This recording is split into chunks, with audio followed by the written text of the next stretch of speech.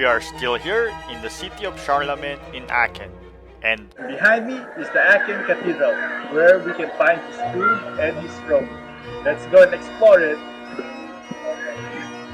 the Aachen Cathedral, frequently referred to as the Imperial Cathedral, is a Roman Catholic church in Germany. The church is the oldest cathedral in Northern Europe, and it is also one of the most famous examples of Occidental architecture. Aside from being one of the best-known architectural monuments in the Western world, it is also the burial site of Charlemagne and a major pilgrimage site. The cathedral itself has several names: the Palatinate Cathedral, St. Mary's Church, and the Minster. It all started when Charlemagne made the Frankish royal estate of Aachen his favorite home. The main buildings of the Imperial Palace area were the Coronation Hall, today's Town Hall, and the Palace Chapel, now the Cathedral. The construction of the chapel between 793 and 813 symbolizes the unification of the West and its spiritual and political revival under the age of Charlemagne. The chapel has been described as a masterpiece of Carolingian architecture. It is all that remains today of Charlemagne's extensive palace complex. It was designed by Odo of Metz. He based it on a Byzantine church of San Vitale in Ravenna, Italy. This accounts for the very eastern feel to the chapel, with its octagonal shape, striped arches, marble floor, golden mosaics, and ambulatory. It was consecrated in 805 to serve as the Imperial Church. The interior of the chapel is embellished by antique columns that Charlemagne probably ordered to be brought from Rome and Ravenna. The construction of Aachen Cathedral features an octagonal dome 32 meters high. The great dome above the altar is octagonal because Charlemagne placed a special significance on the number 8. The numeral appears frequently in the Holy Bible and was charged with symbolism in the Christian world during the medieval times. An octagon can be made by drawing two intersecting squares with a circle. Charlemagne saw the number 8 as symbolizing the power of the Franks and the Roman Empire, the ruler of both the secular and religious worlds. Facing the altar, the emperor sat on the gallery. The Carolingian stone throne was built in the 10th century overlooking the altar. For 600 years, from 936 to 1531, the throne was the coronation seat of the 30 German kings and 12 queens of the Holy Roman Empire of the German nation. The church has been the episcopal seat of the Diocese of Aachen since 1930. When Charlemagne died in 814, he was buried in a vault in the cathedral. In the year 1000, Otto III had Charlemagne's vault opened. Otto Plumelio, one of the courtiers who accompanied him, recorded the event, which is reported in the Chronicle of the Noblezia, written about 1026. The account reads this: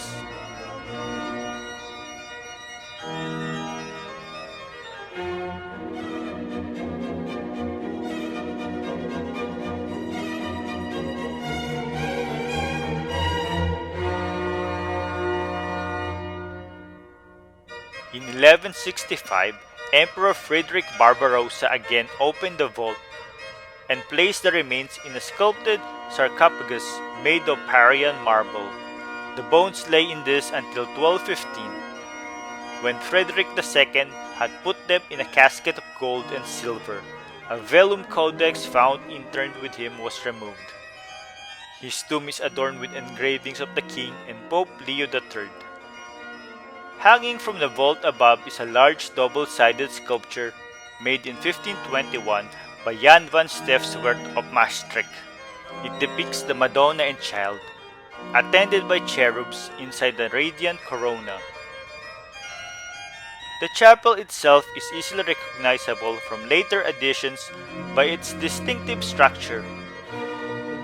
An atrium on the western side and a portico led to the imperial apartments. Hanging from the vault in the center of the chapel is Barbarossa's chandelier. a huge bronze circlet commissioned by Frederick Barbarossa to celebrate Charlemagne's canonization. It was created in 1165 to 1184 and is inscribed with a dedication to Mary from Barbarossa and his wife Beatrix. The chandelier design represents the heavenly Jerusalem as envisioned in the Book of Revelation.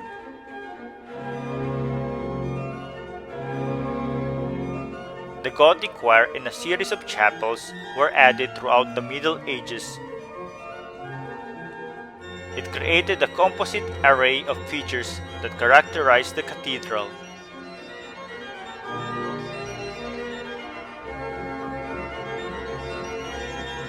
The interior is punctuated on the lower story by round arches set upon 8 ample pillars.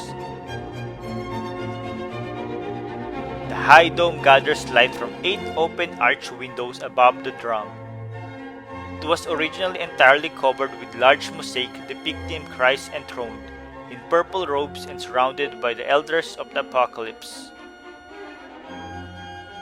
Also inside the cathedral is the Cathedral Treasury, regarded as one of the most important ecclesiastical treasuries in Northern Europe. The Cross of Lothar, made from gold and inlaid with precious stones. The dark blue velvet chasuble with embroidered pearls. The reliquary bust of Charlemagne, made from silver and gold. And the marble sarcophagus with the relief of the abduction of Proserpine, which one contained the body of Charlemagne. These famous relics from the time of Charlemagne were first shown in 1312, and the popularity of Akan as a place of pilgrimage necessitated the expansion of the church by 1355.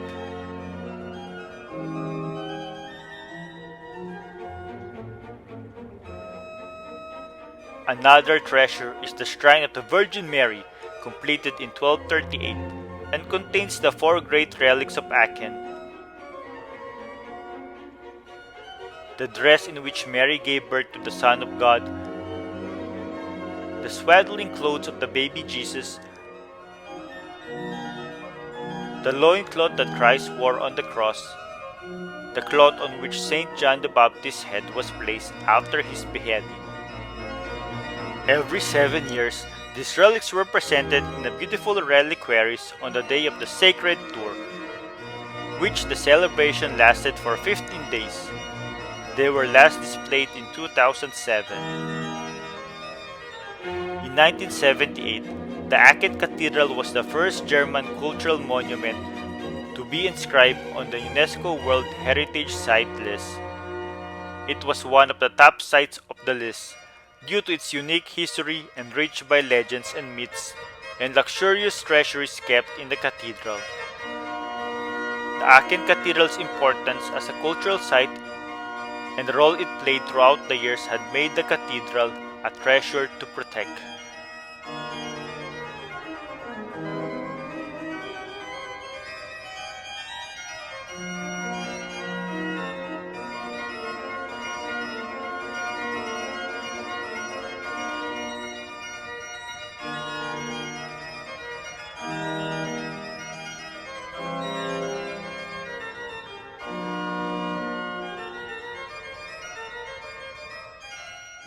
Hey guys, I forgot to tell you, you have to pay 50 cents in order to take pictures inside the church.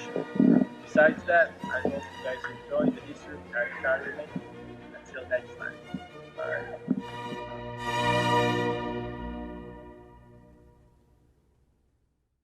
So guys, if you like our videos, please subscribe to our channel and feel free to comment.